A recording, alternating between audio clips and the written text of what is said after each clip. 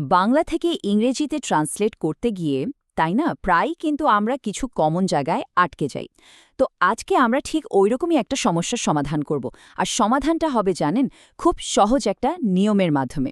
চলুন তাহলে আর দেরি না করে সরাসরি শুরু করা যাক। আচ্ছা, এই বাক্যটা নিয়ে একটু ভাবা যাক তো। এখানে ভাত খাওয়া হয়, এর সবচেয়ে ঠিকঠাক ইংরেজি অনুবাদটা কি হতে পারে? দেখতে কিন্তু একদম সাধারণ একটা বাক্য, তাই না?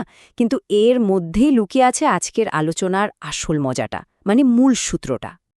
তো একেবারে শুরুতে যে প্রশ্নটা ছিল, সেটার উত্তর কিন্তু একটা নির্দিষ্ট গ্রামার রুলে লুকিয়ে আছে। নিয়মটা কি?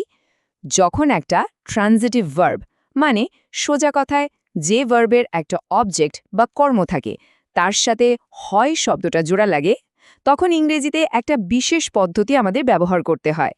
আর সেই বিশেষ পদ্ধতিটাই হলো প্যাসিভ ভয়েস। হ্যাঁ, এটাই হলো সেই মূল নিয়মটা। যখনই কোনো বাংলা বাক্যে একটা ট্রানজিটিভ ভার্বের পর হয় শব্দটা দেখা যাবে, ইংরেজিতে ট্রান্সলেট করার সময় সোজা প্যাসিভ ভয়েস ব্যবহার করতে হবে। আর এটাই কিন্তু সেই সবচেয়ে জরুরি পয়েন্ট, যেটা অনেক সময় ভুল হয়ে যায়।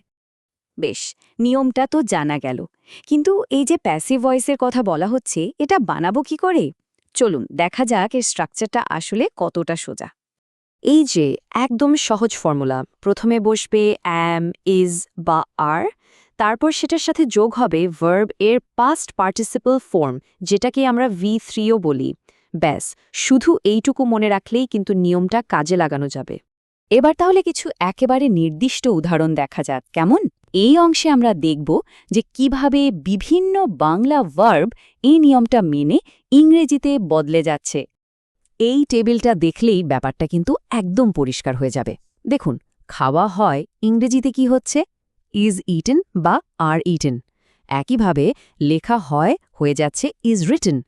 খেয়াল করে দেখুন, প্রত্যেকটা ক্ষেত্রে কিন্তু সেই একই formula, M is R plus V3।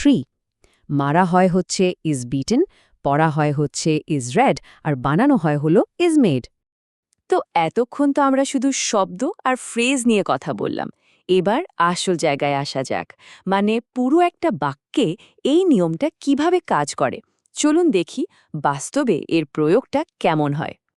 আর এখন যে উদাহরণগুলো আমরা দেখব, সেগুলো কিন্তু একেবারে মূল সোর্স থেকেই নেয়া। এতে করে বোঝা যাবে যে এই নিয়মটা শুধু থিওরিতেই না, বাস্তবেও কতটা কাজের। সেই একদম প্রথম প্রশ্নটা মনে আছে তো?